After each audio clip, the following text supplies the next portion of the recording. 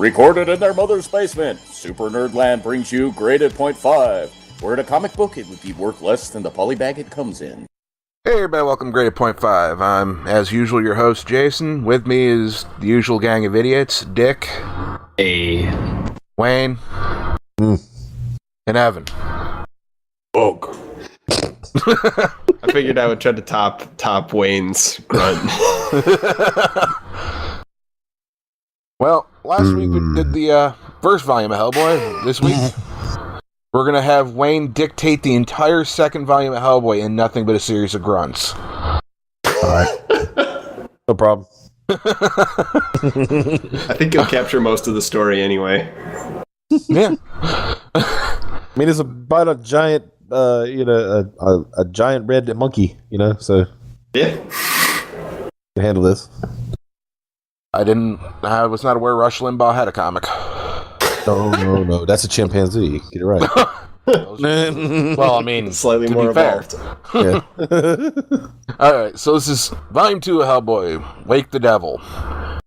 Words and lines by Mike Mignola, colored by James Sinclair, and nobody else really matters. Dave Stewart matters. The cover colors. He's really great. Done a whole bunch of colors for Mignola and like pretty much all the later stuff. Yeah, but he doesn't matter until he took over. This is true. Started doing it all. And the collected version of this came out in 97. Mm-hmm. With the original being, 96 for the mini? This all probably came out in 94, 95. Oh, wow, that early? Yeah, the artwork is showing 95, so yeah. Well, if it's saying 95, it could be 96 easily. That's true. That shit ahead of time. That's just when Mignola signed off on it. Mignola 95. And an introduction by Alan Moore where he's not tugging his own dick. No, he's tugging somebody else's dick. There's Yeah, still but once dick you've had tugging involved. dude, once you've had your dick tugged by Alan Moore, can you really go any better in life? I don't think so. Having dude. your dick tugged by Neil Gaiman, but I don't think that Well, has no, ever here's happened. the thing, though, dude. Oh, that'll happen. That'll Alan happen Moore in is later in the issues. comic book. No, I know Alan's in the comic. I'm just saying, though. When you write about somebody so well, they tug your dick, you can't get better than that. True. And in my headcanon, yes, Rasputin is actually Alan Moore. You're not too far off, I don't think. Just with He's a an bald head. all-powerful wizard from the past who finds a demon child in England. It sounds a lot like Alan Moore's life. Would that make Miracle Man the demon child? Yeah. No? Sure. I can dig this. Alright. So, for a hopefully relatively quick synopsis, Evan. Relatively quick synopsis. Yeah. Hellboy fights a vampire. That is the quickest synopsis. Yeah. Yeah, and it's not too far off. We arrive, first few pages, we hear that Rasputin is still alive, still fucking around, and he's communing with dudes through astral visions. Sweet. And we get some not even neo-Nazis, some legit Nazis in a South Pole base. If memory serves. Yes, and also Hellboy gets beat up a lot. That's a running theme. Any technology he uses tends to blow up on him. Yes. Yeah, if you noticed, the one fellow who does receive the visions turns out to be the president of a giant corporation, Zinco. Yeah. And it turns out that Zinco supplies the BPRD with both telephones and guns that somehow managed to fail post-production. I don't know how you put a failsafe in a weapon so that it only fails when you need it to, but man, Zinco's got that technology figured out to a T. So, we see the Zinco head, we jump around, we find out there's a vampire dude, Vladimir Guresco, and the BPRD is like, we're going with a lot of text, like way more text than is normal in a later Mignola comic, explains that we've got to go fuck up this vampire guy. So we're all going to Romania. We're all going to jump out of planes with jetpacks on our back. And hopefully those jetpacks weren't made by Zinco. Oh, and you forget one very important thing, of course. The vampire is connected to Hitler. Yeah. Hitler tried to make I forget about that, because the vampire comes back in later issues. Yeah, Hitler tried to get this vampire on his side through all of Hitler's occult magics programs. Magic, of course, being spelled with both a C and a K in that case. So, yeah. In true to form, Hitler fucking turns on the vampire and tries to kill him. Yeah. Yeah, and of course gets, like... That never really goes well, turning on a super powerful vampire, right? That, if you really look at the course of history, you can never really point out any times where Hitler's like, and then he turned on him, and it worked. Right. Russia? Yeah. The Eastern Front. Yeah. Like, even in Mignola's comics, Hitler gets fucked when he turns on people. Preacher is the only thing even enough to give Hitler a fair shot at winning. I always think about do y'all remember that it was a way back when Justice League was the animated series, and they had a Savage time, where Vandal Savage took over the Reich. Yeah. And he just said, like, I brought more to this than that goose-stepping moron ever did. So it's like, basically, even the bad guys, you ever notice, like, the bad guys just rag on Hitler, Yeah, dude, Rasputin does that like half of this book. Well, if you look at it in the comics hierarchy of villains, Nazis are really the lowest rung. Yeah, they're like Cobra, shock troopers and shit. Remember Marvel versus DC where Red Skull and Joker almost teamed up? Yeah. And Joker's like, wait, you're a fucking Nazi? You're laughably to me. It's like, I may be a villain, but I'm a, fucking 100% homegrown American villain, motherfucker. Nazis are pretty much like the butt of all jokes in comic books. They're like that retarded kid that you make fun of in high school, and then you feel bad because a couple years later you see him working at Safeway. What? Now, Marvel, if you're listening, everything we just outlined is why Hydra/Secret Empire didn't work. Yeah. You have to have a believable villain. Wait, you're telling me Nazis aren't scary? No. It's not that Nazis aren't scary. Nazis are plenty scary when they're done by the right people. It's just, do you think DC really, or Marvel for that matter, either of them have the responsibility or the know-how to not make Nazis heavy-handed? No, that's why we're reading a Mike Mignola comic where Nazis and that's actually why we're not look doing cool. Secret Empire. But yeah. Man, these Nazis look cool. They do, and that's the thing. Mignola's art really makes the Nazis pop even more than they did in real life. Yeah, with those big-ass shoulders and the boots and say whatever you want about the Nazis. I hate them personally. But them Hugo Boss fucking... Yeah, right, see? But them Hugo Boss uniforms, man, they look good. Yeah, they're pretty sharp. They're imposing as fuck. I always wondered, how did Hugo Boss make it out of that with unscathed? He designed a fucking uniform 40 years of time, for the quote, worst regime in the history of mankind, and you can still buy his clothes off the rack. Yeah, but you got to go to a fancy department store. But still, you get what I'm saying. Well, no, you can go to a Burlington coat factory. Yeah. I'm pretty sure what ended up happening was literally Hugo Boss was like, I didn't know it was going to be used for Nazi uniforms. This painter just showed up. He was a vegetarian. He wanted me to design some suits for him. I said, okay. He was a good little Jewish boy. He was fine. Next thing I know, I talked to his Bubba. Next thing I know, my designs are all over Germany, and I don't know what to feel about this. On the one hand, it's great seeing all these people wear my product. On the other hand, it's Nazi Germany. Oh God, what if he did? He put designed with the swastika in mind, but thought it was the Hindu symbol for, was it peace or whatever? Yeah. Well, I've just figured out our metric, guys. We will stop covering Hellboy when we run out of Nazi jokes. So we're going to read the whole series. Got it. Apparently so. That's going to be our metric for this season. Season 6, the end of Hellboy. Finally, we promise. There's no more books. We swear. Mike Mignola died 3 years ago. We swear we're done with this. We just start writing our own. far-flung future of 2024. What are you talking about? We just start writing our own Hellboy at that point.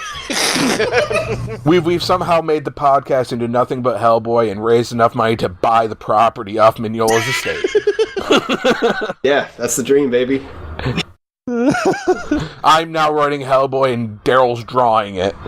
He's a good artist. I mean, it just comes down to and it all started because they said they would stop talking about They Hellboy. run out of Nazi jokes. Nazi jokes, and it never happened. Yeah, We got 3.5 years out of Cronin alone. we're all sitting in a boardroom. You remember how we started writing Hellboy? Yeah, we said we'd never stop talking about Nazis. I mean, Nazi jokes. Shit, you guys figured out that I'm the head of Zinco. Fuck. And it all comes full circle. Then you find out they knew the whole time. It was just a mutual "I'll use you, you use me" kind of thing. So Mignola's Rasputin? Yes. Hold on a sec. So we are the Fourth Reich? Yeah, why not? Why the fuck not? Okay, And cool. that's Uniform. Disneyland. Let's go. There goes our entire audience, guys. They're just gone now. They're like, oh, these guys are Nazis. Fuck. We're We are ironic not Nazis. No, we're not. We actually hate Nazis, believe it or not. You know, it's But we're the Fourth Reich. Well, we Hey, want to. hey, Well, we want to write. But wait a minute. Okay. You could be the Fourth Reich without being Nazis. Come on. There was never a Fourth Reich. There was only a third one. We're the fourth one. It's fine. Well, I We mean, just have stole I these told- cool uniforms. Come on, have I- guys. I ever told you about the story how Wayne and I met? It actually involves Nazis. Yeah. It was back in 1941. He was punching Hitler in the face, and I was riding a rocket into the ocean. Yeah. Somehow no. we did that. Somehow that happened at the same time. Well, I mean, it was kind of all involved. Red Skull was there, and And then Evan, and Baron Evan was, Zemo. he was in Japan throwing, Hirohito into a, printing press. This all sounds strangely familiar. But I can't quite put my finger on it. I'm sure you could. and Dick was the ruler of Atlantis. Yeah. That sounds about right. See, Nick, you're so low on the totem pole. Even in our jokes, you're still Namor. He's like, man, I can't even be Aquaman. This sucks. At least if I was fair, Aquaman, Namor- I'd have badass powers. To be fair, Namor was first True. Yeah. by True. 2 years. But many people forget. Yep.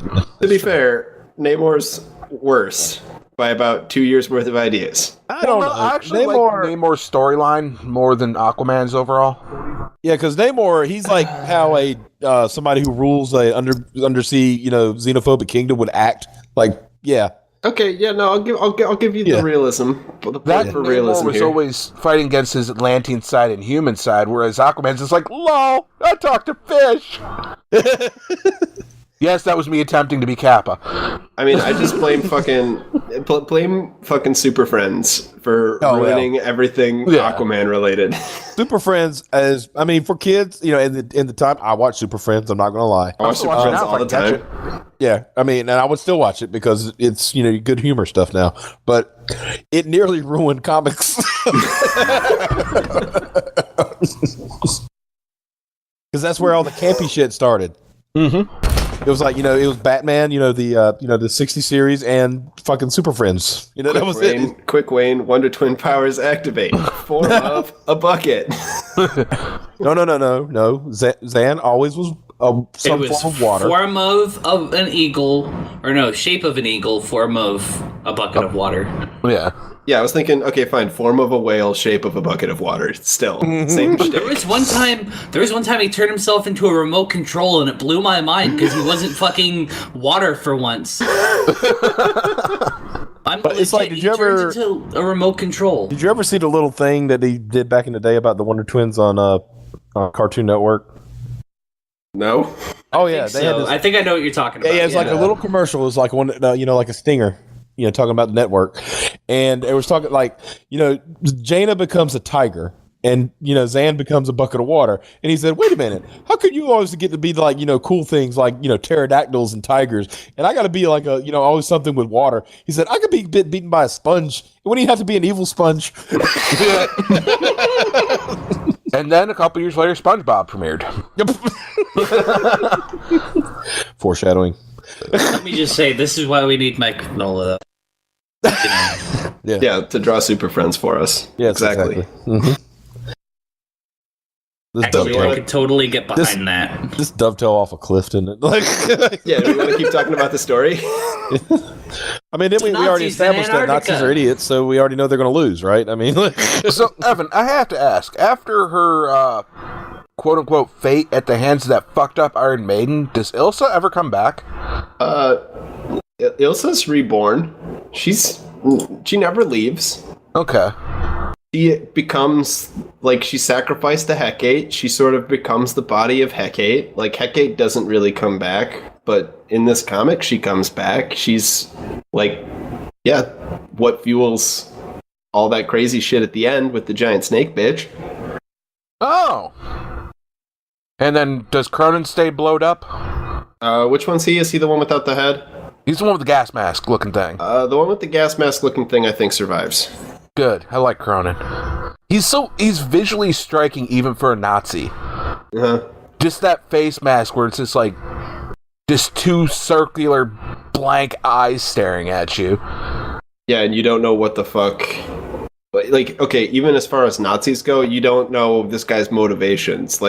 For all you know, he's the good Nazi, since he's the one trying to he's the one trying to disobey Rasputin's orders and shit like that. So for all, you just don't know what the hell's going on with him. You don't know, oh, he's so mysterious. Is it because he wears a mask? Yeah, maybe. But it's also because he does shit that goes against the motivations of the rest of his Nazi crew. Yeah. He believes that Rasputin's fallible. Yeah, unlike the rest of them, who are acolytes. My life for Ner'zhul, fucking World of Warcraft acolytes. Yeah. So, we want to keep talking about what goes on? We want to talk about some jetpacks? Yeah. Yeah, we left off at jetpacks, which is the most important part of the story. Yeah, Hellboy jumps out of a plane. So does everybody else. Their jetpacks work, his doesn't. Yeah. So Hellboy crashes about 200 feet into a fucking tower in a Nazi. While on fire.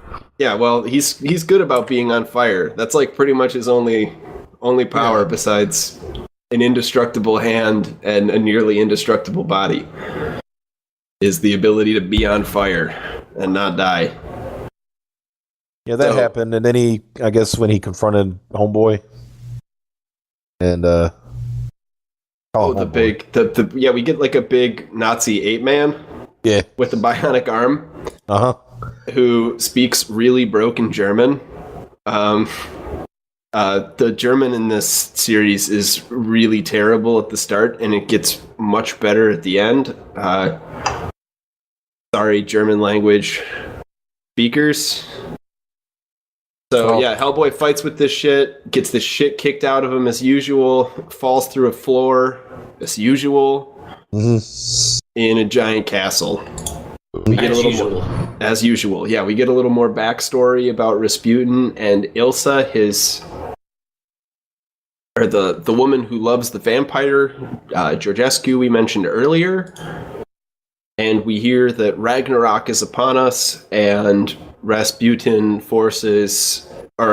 continues to impress on Ilsa, the importance of following him, not following her vampire lover. Now, I gotta admit, Hellboy has the second best interpretation of Ragnarok. The first, of course, remaining Guar's album. I'm glad you didn't say the manga. No.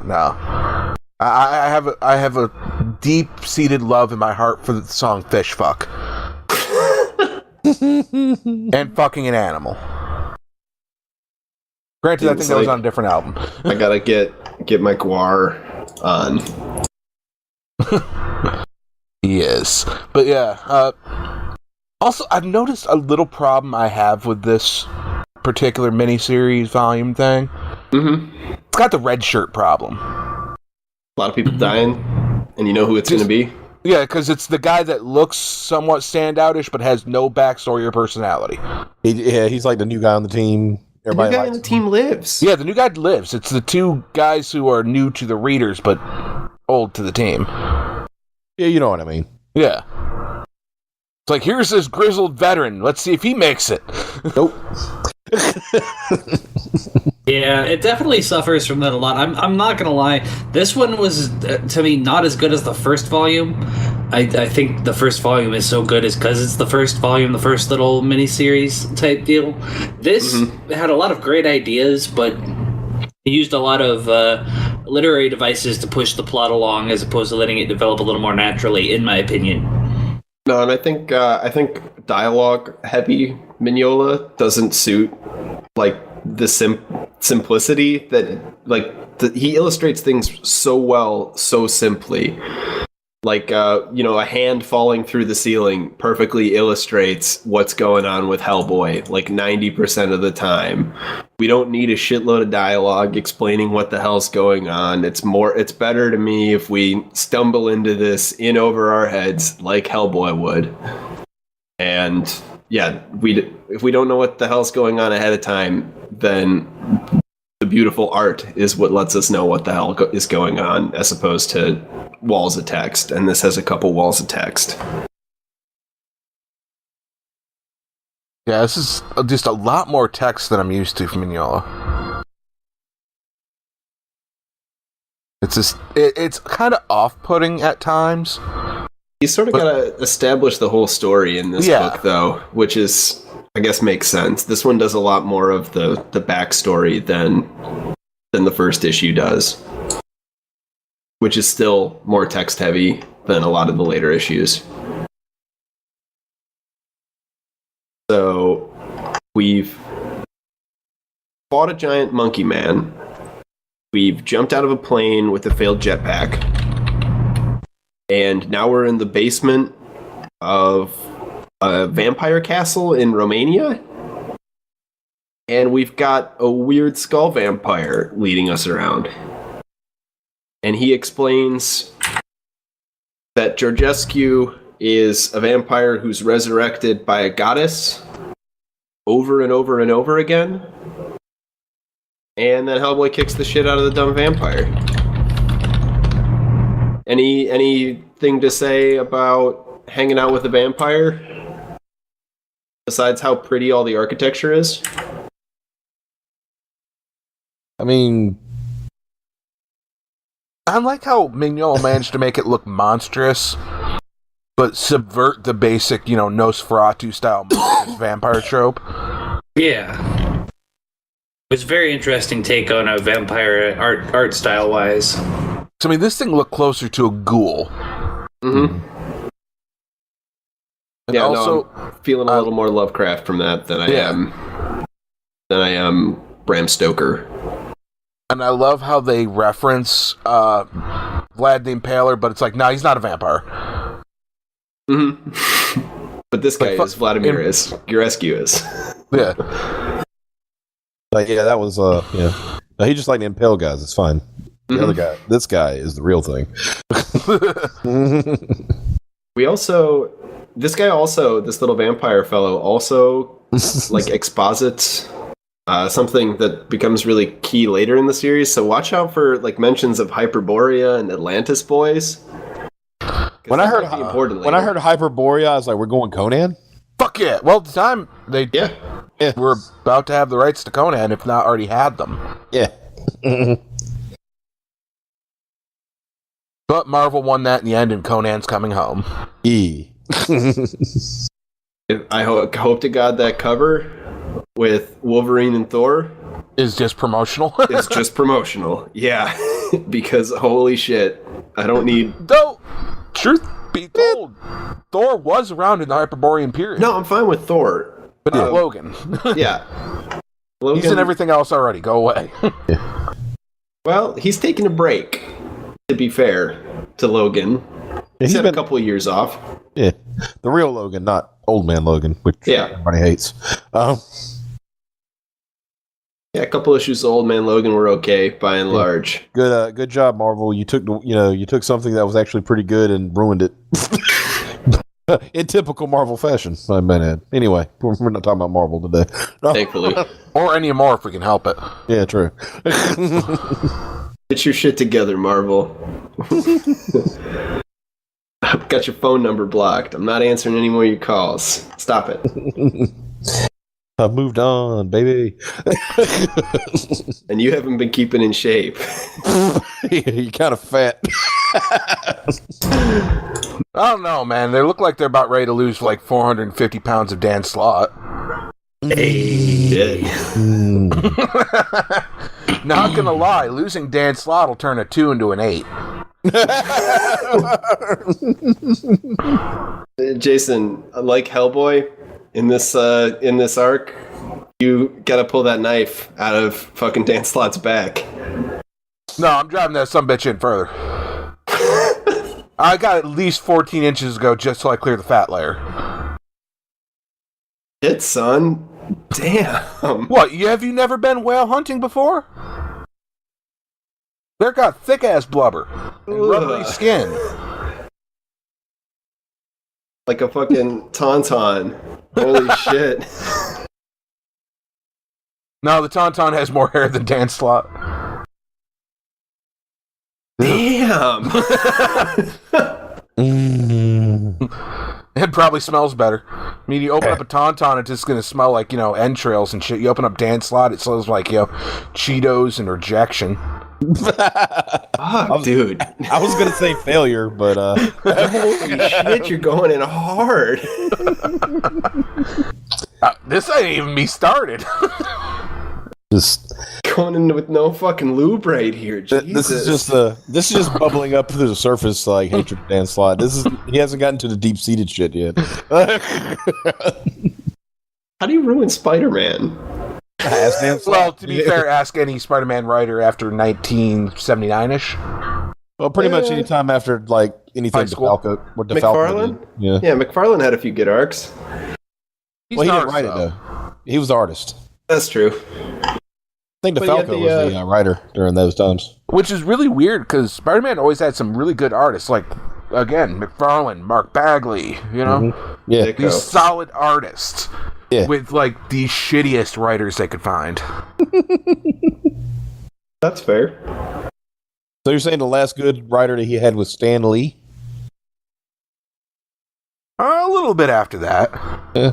I would say the the Bendis stuff in Ultimate was good. In the beginning. Ultimate aside. Yeah, in the beginning. The first 100 issues of Ultimate are fucking gold. Yeah. And then it was just like, I don't know what I'm doing anymore. And then it was Clone Saga again. Yeah, good job. Yeah, let's tell that one again. That's a great idea.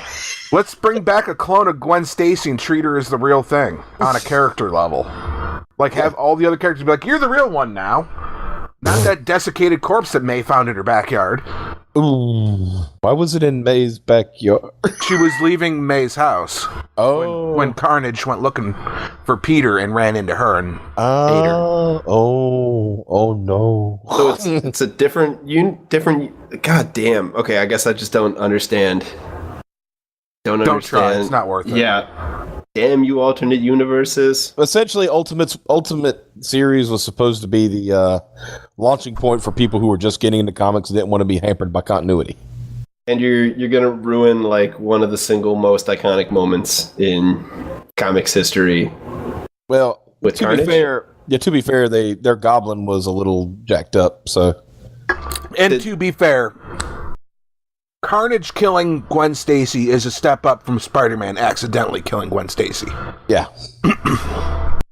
I would think I could agree with that because that puts some impact on it. It's kind of like what Major Force stuffing Kyle Rayner's girlfriend in the fridge. But that's an iconic moment. Don't One let day- someone hear you say that. One day I'm going to one-up that, Wayne, when I shove Gail Simone into a really big freezer. But she'll still be alive. She'll just be in the freezer.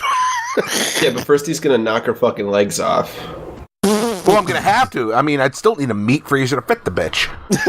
Well, you gotta knock the legs off to fuck her up for get revenge for what she did at No, Batgirl. that's the thing. I'm going to come out looking like Kathy Bates in Misery, dressing all with a big old hammer in my hands. Dressing I'm going to all. hobble the bitch. Little do you know that Jason is the third bludgeon brother. Yeah. I'm gonna call the cops. Oh God! I gotta say real quick, right? Harper, Rowan, Golden. Guys, Hellboy? Oh fuck Hellboy! Who gives a shit about that? Dude, this isn't a show about comics. All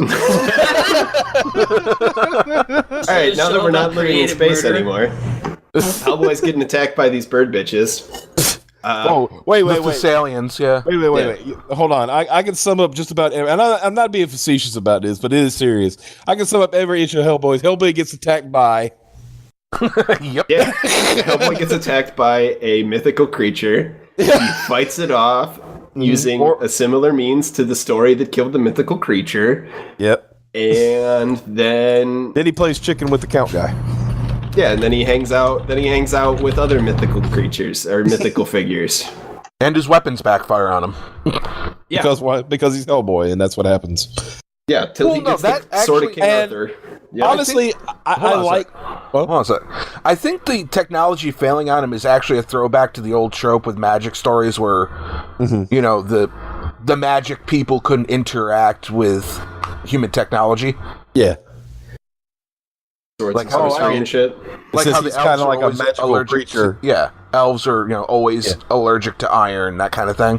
Also, since he's like a magical creature, pretty much, he really shouldn't be able to work with this stuff anyway. Well, the only time he manages to keep a gun is when it's a slim. Well, it's still big and clunky, but it's slimmed down, not many moving parts.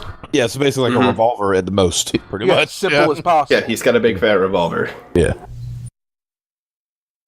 Yeah, no, and I love the idea of him fighting magic. Like, he has to fight magic with Braun because he is the magic. But Braun Strowman?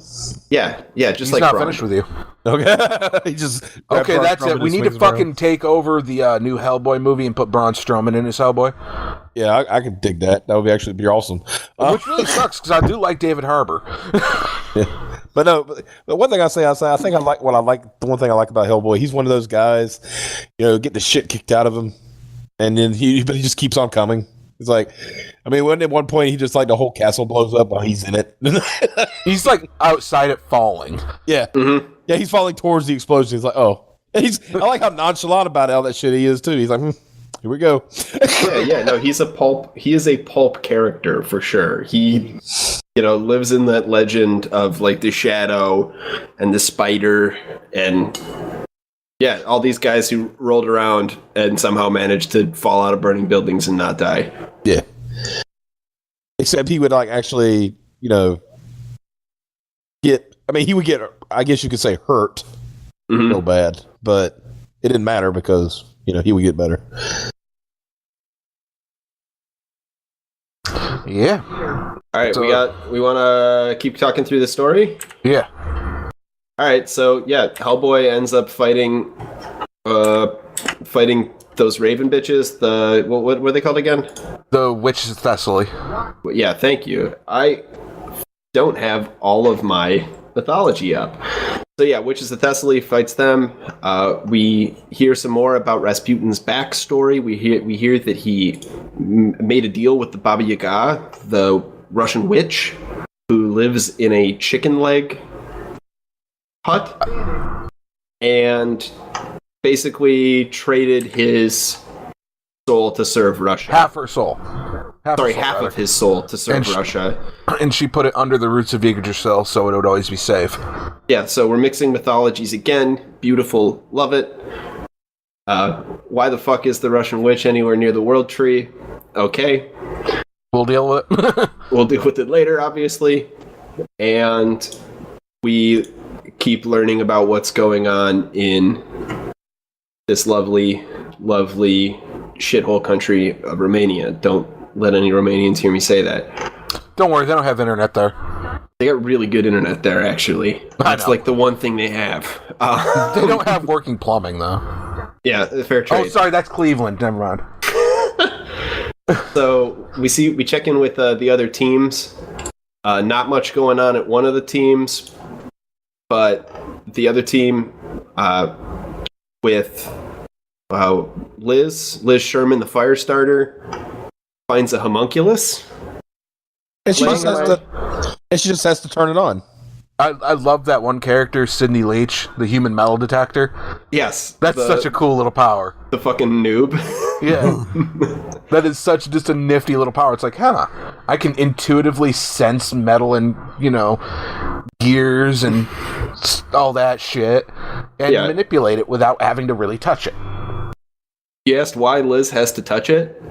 It's because Liz is borderline fucking suicidal and wants to be rid of her power. And somehow she sees this as the opportunity. At least that's the explanation we're going to get later. And yeah, this homunculus. Spoiler alert. Hey, it's not really a spoiler. She's like she's smoking cigarettes the whole time. That means she's the goth bitch. So she brings this homunculus to life. She brings the homunculus to life, and it just goes buck wild. And jumps out the fucking wall after killing a man. Yep, and after twisting him into, really neat little shape. Yeah. Tell me the homunculus comes back. That's too funny not to. We'll see. Oh. You'll see if Roger comes back. Wait, that's Roger? Maybe. Really? Spoiler alert? Jeez. Not a spoiler. It's not a spoiler, unless you've read, the shit I have. Otherwise, it's just, he's named Roger. Okay. Yeah. It's maybe a spoiler for, people reading Hellboy 3, but if you read any BPRD or any other one of these series, you're going to get it whether you want it or not. So Roger's fucking awesome. Yeah, so we get a homunculus, it runs fucking wild, goes insane. We get a few scenes with the Nazis. They're being Nazis, cutting up bodies, bringing back the head in the jar. Herman von Klemt.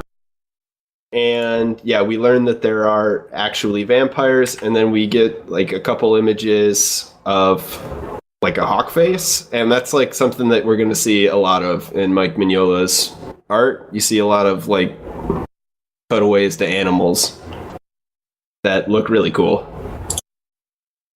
And yeah, keep an eye out for that later if you're reading a whole bunch of Mignola. We cut back to Hellboy. He's got a bunch of munitions. Gonna blow up the castle with the vampire in it. And we see that Hecate, a Greek, presumably, goddess, is... Yeah, help me out there, because again, my mythology's a little rusty. It's actually Hecate, by the way. Hecate, thank you. Yeah, it's Greek. Why wouldn't I say that right? So, we see the snake bitch, Hecate, who tells Hellboy more or less that she's going to marry him, and that they're going to rule hell together. And Hellboy does the same thing he always does when anybody tells him what he's going to do. He punches them. Yes, exactly. A lot. Yep. Yeah, and then he gets fucked up in return, as always. Not so bad this time. Spears the bitch. And she dissolves in the sunlight into a sick snake bone. And of course, the whole castle blows up right as Hellboy's jumping out mid-fight. Really cool art. We'll get some of my favorite sort of thing that we see with Mike Mignola when we've got this big exposition scene. There's a bunch of death masks and shit in the background from various cultures. Guys, got any thoughts, or should we move on to wrap this plot here? Find it funny that Hecate gets dispatched by pretty much the same means as Rasputin in Volume 1. A spear through the midsection. Yeah. Well, in her case, it's right below her ribcage, but in his case, it was dead center, dude.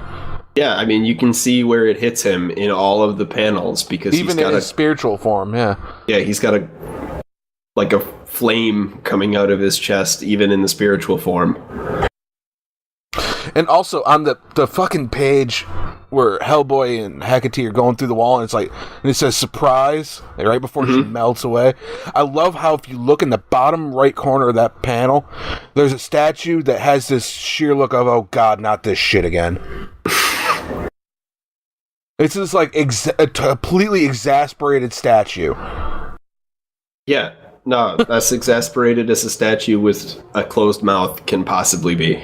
Just like, dear fucking god, this shit again? Sadly, that statue probably got leveled in the explosion. Mm-hmm. R.I.P. Rest in pieces.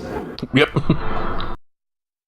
So Hellboy manages to blow up the castle, but our boy Rasputin still has a plan to bring Hecate back to fuck up Hellboy, presumably. We see a little guy with the Fu Manchu looking mustache. I guess it's just the top half. Big bushy mustache, short fella, who brings a gift from the Baba Yaga, which will allow Rasputin to bring her back, sacrifices poor Ilsa, as we hit on earlier. Yeah, wasn't it fucking what's her face? Bathory's Iron Maiden? Mm-hmm. Yeah. Yep. Wheat. They find some Romanian peasants find a stiff Hellboy at the base of the the destroyed castle, looking like a corpse but not dead. They take him back on the top of their car. We get like a Nazi fight over Von Klem's head. over Von Klem's head, and the dorky looking Nazi gets killed by Jason's favorite with the sick mask. Yeah. Oh, it turns out Hellboy doesn't actually get rescued on a car. It turns out Hellboy gets tied up. And he's reintroduced to Hecate at night. Tied up at a crossroads. That's actually a very important part of the mythology. That's true. The devil's gotta go down to Georgia and meet somewhere. And lose to Johnny. Mm-hmm. Johnny in this case is a red fella. But yeah, we check in with some more of our boys. We see that it's a vampire night in town. Abe and a poor red shirt. Poor red shirt gets speared. Abe sees Rasputin again. Abe being the one who stabbed him through the chest with a magical spear the last time. And we sort of see that there's actually, like, it's not just Hellboy who has a connection with Rasputin, it's also Abe. Abe, this unassuming fish man. Any thoughts on that, Jason? The art's really cool with all the spears and shit. Abe looks great. I think Abe is the one point where Mike Mignola really detracted the most from the heavy historical and mythological side. Mm-hmm. Because, like, from my knowledge, at least, Abe doesn't have a counterpart.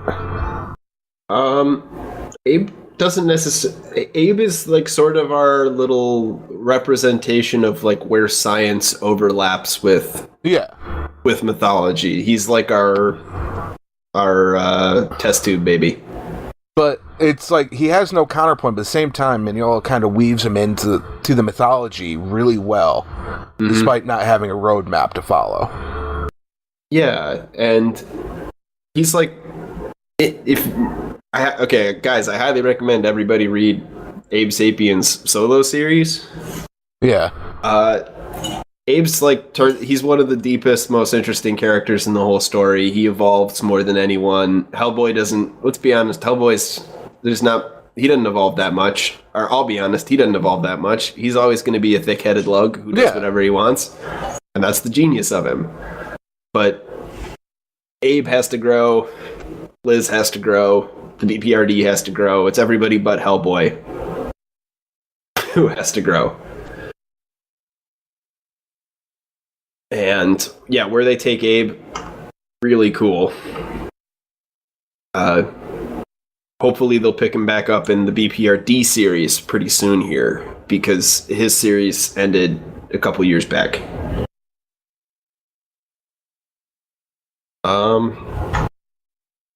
So we want to move on? Yeah.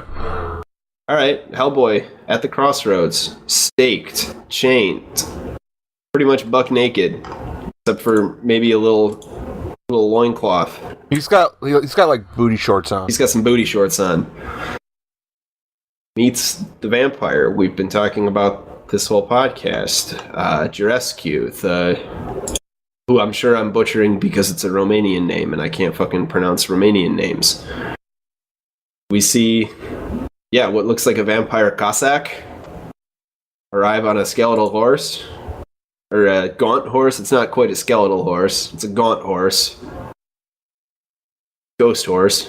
And he tries to fuck up Hellboy, who manages to clobber the horse with the stake he's tied to. And immediately turns both the horse and the rider skeletal. Yeah, I knew there was a skeletal horse. And turns out that was intended. Because Hecate couldn't be reborn without the death of her servant. And Hellboy gets a glimpse of hell, of the pit, his destiny, what he hasn't, and what he's been denying his entire life. And we hear a few lines. Loose the dragon, for this is the ending of days. You were born into this world for this purpose only. Deliver the world back into chaos. Wake your devil heart. And the horns grow back. Your coming of age is the death knell of man. This is true. You have always known. So, Hellboy has to confront being a demon again for the first time in a long time. And he grows his horns back and promptly snaps them off. Again, denying his destiny. And he somehow manages to survive all that. And he gets picked up in a chopper. And everything's okay for the BPRD, except for those red shirts who died. And then we hang out with some Nazis and see them doing some dumb experiments that end up blowing them all up. And it's the end of the issue.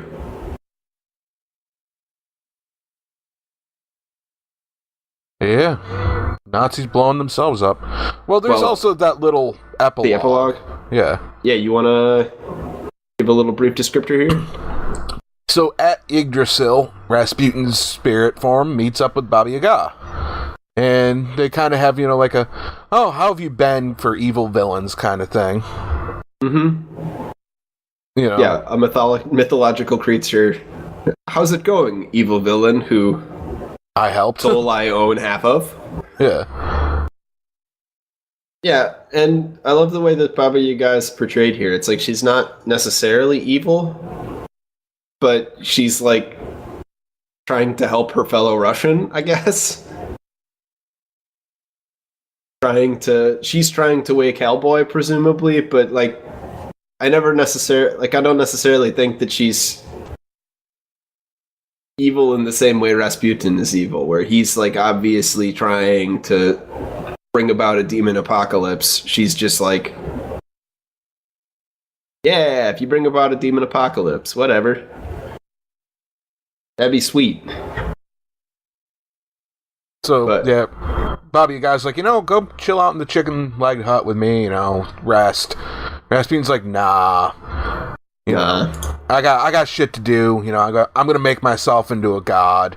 And by the way, goodbye, Bobby. You gotta look after your good eye, because Hellboy shot out the other one. Mm-hmm. They split and go their separate ways, and the volume ends. So I've been sitting here and I've been trying to figure out why I didn't like this as much as the first one, and I think it really does have to do a lot with the fact that it's super dialogue heavy. And I think what really drew me into the first volume of this, and what really makes me like this as a series, is the fact that it's no nonsense, no bullshit. Here's the story. You have just enough information conveyed to convey the plot, and then the rest of the storytelling is done in the art and stuff. And I think with this one particularly, having to read, I think it was 2 paragraphs on one page at one point. Way more than that on some of the pages, but yeah. Yeah, it's like once you get past 2 paragraphs of text, unless someone is laying out something that is really complex, like anytime Doom talks about one of his plans, or it's something that, the reader needs a lot of background on, I don't like paragraphs of text, and the stuff that was explained in here didn't really need paragraphs of text, and it just felt a little out of place. I know that there's more issues that have a lot of words like this and stuff like that, and I know that I probably won't like them as much as the simpler ones with more of an emphasis on art and things like that. That being said, though, this wasn't a bad story. I just feel like there was a better way to have executed and I'm totally with and the you exposition there. And stuff. Totally with you there. I think a lot of the story with Hecate and with Jurescu could have taken place in like a really short conversation.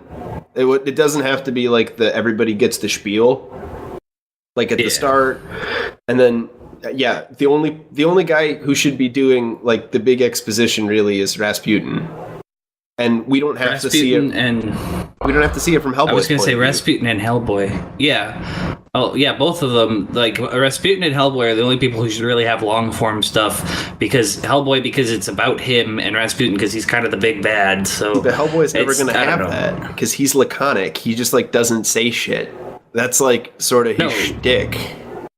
No, I know. I'm just saying, though, that it would make sense if he were to dictate a lot and have a lot of exposition or a lot of panels dedicated to that, because he is the main character. That's all. Mm-hmm. Yeah, no, I'm not saying that's something he would do. I'm just saying the way that things are handled is... Just give us a short little blurb. Maybe Hecate. Doesn't feel like Hecate. Hecate is a Greek goddess who's fucked with me in the past. Like, we don't even need more than that. We just need to know that these people exist. She's a new villain or an old villain. Yeah. And that she exists, and Hellboy has some idea that she exists. Or he doesn't have some idea that she exists. Yeah, what the fuck? Who are you?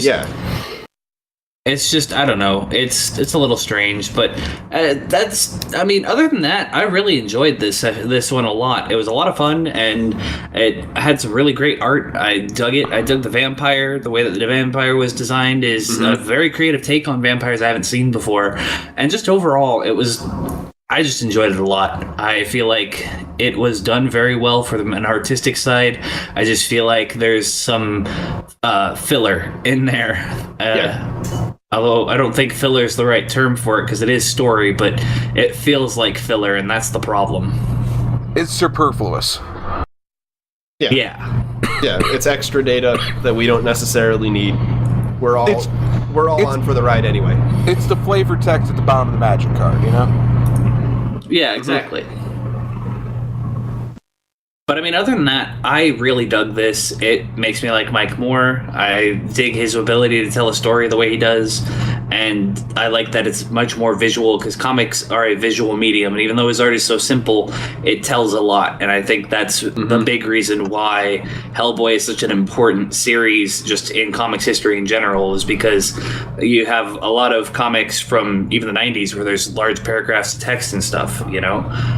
Yeah, unless your name is Alan Moore or Neil Gaiman, then you probably shouldn't be writing large paragraphs of text. Or Garth Ennis. Or Garth Ennis, or Garth Ellis, But yeah, there's a few ors. Warren Ellis, excuse me.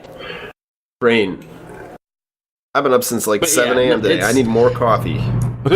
You don't need to tell a story using large paragraphs. You can do it so much better visually, and that's what comics are about. And I just hope the next volume is much more visual than it is wordy. Well, that's the thing. Going on, Mignola will reach an even playing field on that. Mm-hmm. Okay. Yeah, keep in mind, some of the short stories will be really text heavy because they're one-offs and they don't like affect anything else. And then some of the short stories are like, oh, hey, there's the first text bubble. It's the last page. That's funny.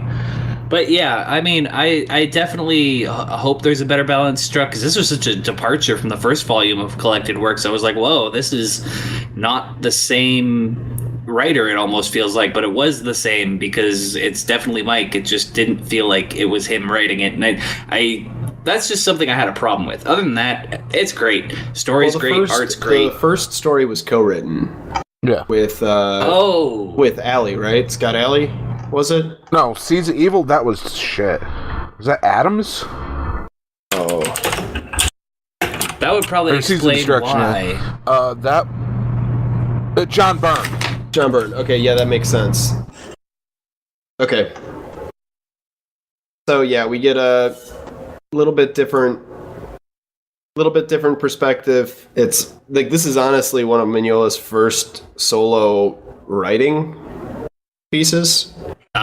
So he was still trying to figure this shit out and stuff and put it together. It's not his first solo writing, but it is his first solo for career owned. He didn't have a roadmap to follow. For his own property, yes. Yeah.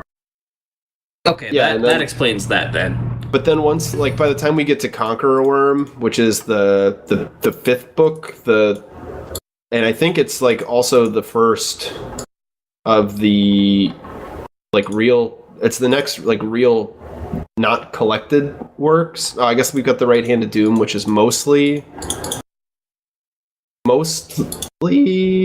new stuff, but there's also a whole bunch of like, this one's another short story collection. Yeah. So yeah, it's like pretty much the next not short story collection in the series. By the time we hit that, we've got a lot better feel for the character, for the plot. And we aren't like wasting pages that could have sick art on text bubbles or exposition. We get more of like the Lovecraft. We get more of like the Lovecraft. You discover stuff as is necessary. Try not to go mad. Yeah, and again, we're still going to get a bunch of exposition at some of these starts, but it's never like paragraph after paragraph. It's like text where the purpose is to illustrate that action is occurring. It's like, shut up and hang on, help me. That sort of text. Yeah. Rappa, rappa, rappa, rappa, you know, guns shooting all the time. All that good stuff. Parappa the Rappa. What? Yeah. Whoa. If you want to test me, I'm sure you'll find. Anyway. But I mean, overall, I liked it a lot, and I hope that it does improve, because this is definitely very rough since this is his first solo written Hellboy piece, I think. That's probably why I full-length part of the main storyline, actually essential, all that stuff, compared to the shorts that we're maybe going to get the next couple issues here. Okay. Yeah, definitely.